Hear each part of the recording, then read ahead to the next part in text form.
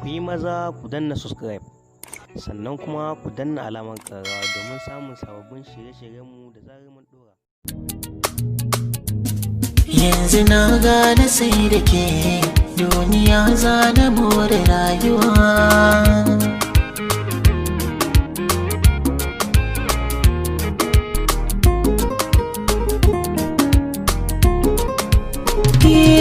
Na ji so haɗuwar jini sarai, na amince akan hakan kwarai, ni da ke rayuwa idan da rai.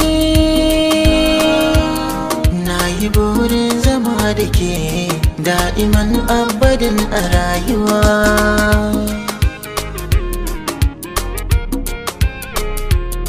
Yau garin ke zamo kamar jini, ko in ce idanun gani, dukka mata basa da kwarjini.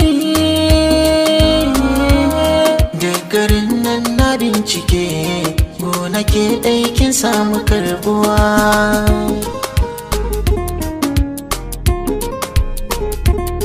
Wanda bai san kini da shi babu sauran shiri a rayuwa. Randa duk na yi gamo da shi Allahu ya san bai za ya faruwa. Ko da sun kai yawan tururuwa duk su taro su zo da yan uwa, a fagen san ki ba na kaduwa. Na sadaukar dare ake ko da ni za da rasa rayuwa.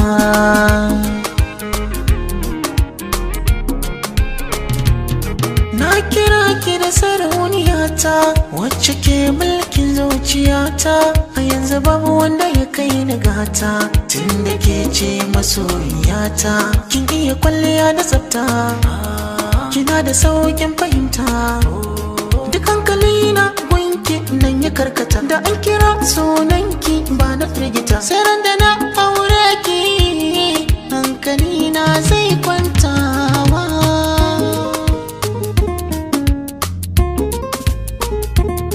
Zuciyata tana ta damuwa kan tunanin rana ta rabuwa, babu makawa ko mai shakuwa. Ba ni fata da ni da ke wanga rana ta zo rayuwa.